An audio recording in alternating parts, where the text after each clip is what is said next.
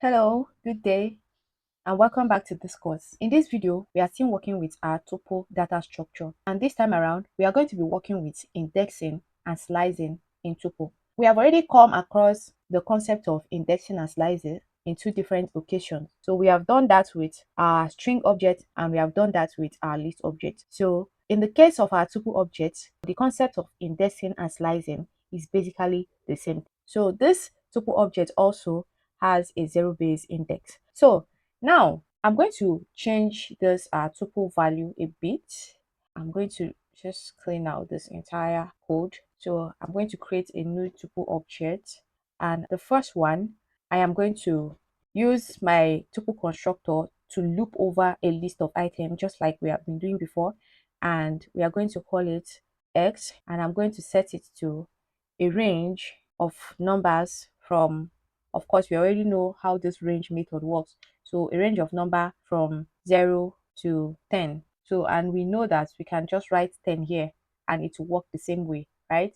So, and I'm going to enclose this in my tuple constructor so that it will convert that range to a tuple.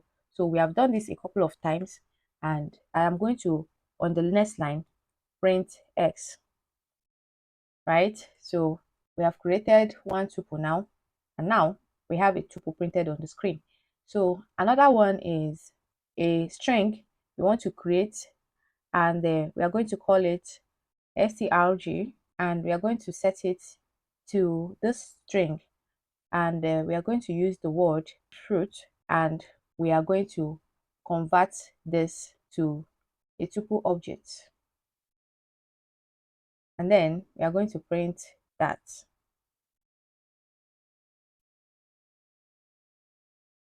So as you can see now, we have two tuple objects here, and this time around we have the one that is of numbers and of strings. So now I'm going to manually create another tuple. So I'm going to call this one new tuple, and I'm going to set it in the parentheses to a collection of random data.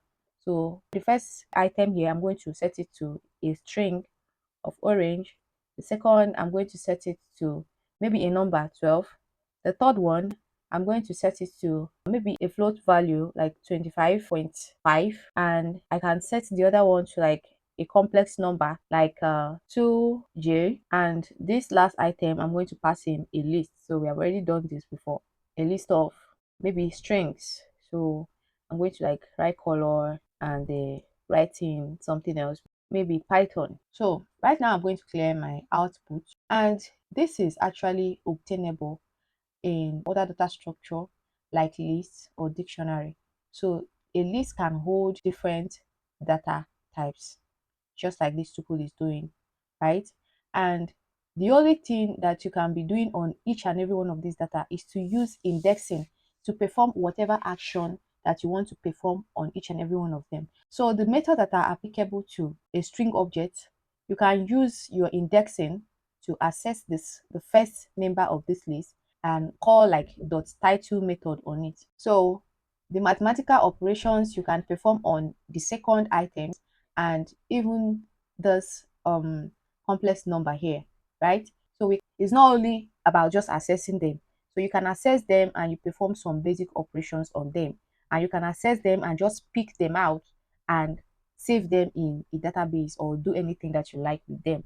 Okay, so now we already know that our tuple object has a zero base index. So what I am going to do is to write a for loop that we have been doing.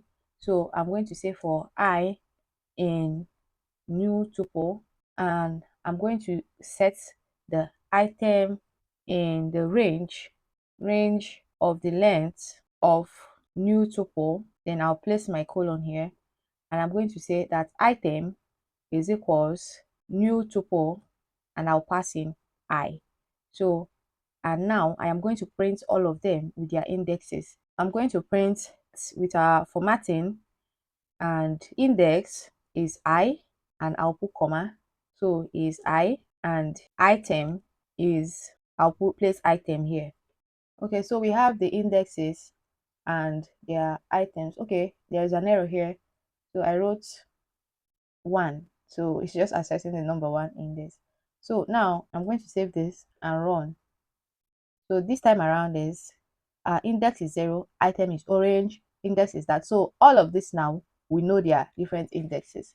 So now we can even pass in another field here. Item type is, so we'll pass in type of item. So now I'm going to print and run. So we can see that index is 0, item is orange, and item type is class string. So all of this, all their data types are printed out here. So now I'm going to clear this because it's not like we need this thing right now. What we actually need is the indexes of the different items. But we can actually make use of this so that we can know the kind of methods that we want to be applying on the different items. So right now I'm going to remove this for loop, and what I'm going to do next is that I'm going to start assessing the different indexes. So I can now say that I want to print, I'll open my parentheses, the new tuple, the index 0. So if I just print the index 0, of course you get that orange. So now we are going to scroll down. So we have orange printed for us here. What I can perform on this particular class of string, I can run all the methods there. So I could say that I want to print new tuple, the first member, I want to capitalize it, right? I want to capitalize it. So I'll capitalize this orange now, and I'll save and run.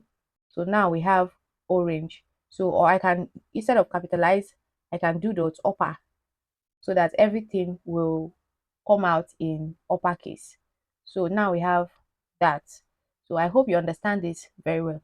So when you're talking about indexing, you are not just going to know the index and not do anything with it. You can access the individual indexes. So if we want to perform a method that is related to complex numbers on these two, we can say that we are accessing the index of 3, and what we want to do here is that we want to get the imaginary number.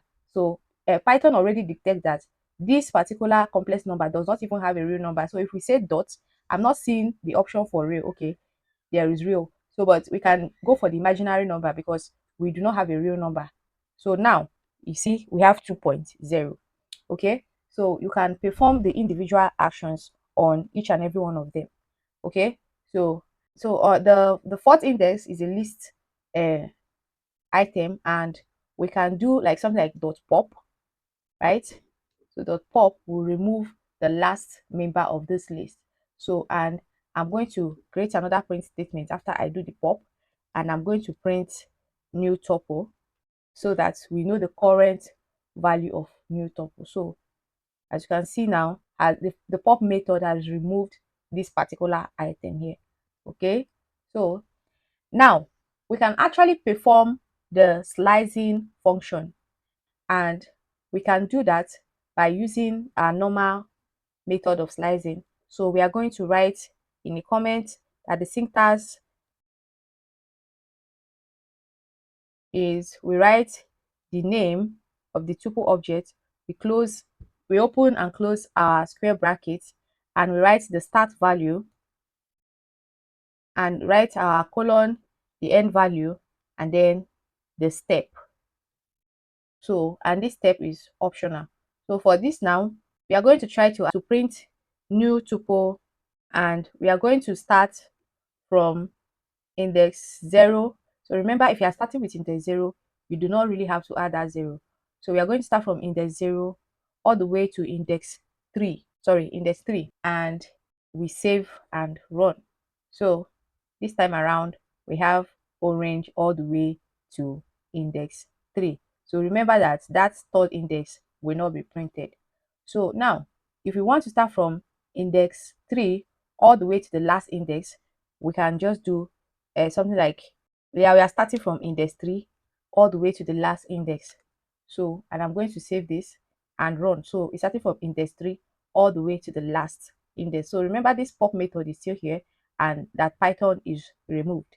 So, and if for any reason you would want to add step, so we can say that we are starting from index 0, so we don't have to add 0, and we don't want it to end, but then we want only the two, we are going to, but then we want the step to be 2. So it is going to print the first, the third, and the fourth, right? So it is going to print the entire tuple collection. So it is going to print the entire tuple collection, but it is not, it is going to print them, you know, on with the step of 2. So this time around, I will save again and I will run. So here we have orange, and we skip 12, and we have this, we skip this, and then we get the list. So right now, I believe that by now all of this would have made sense to you, and that you would have perfectly understood what we need, what you have to do to index, or to how to use your, I would have perfectly understood how to use your indexing and slicing. Okay, so thank you so much for watching this video. See you in the next one.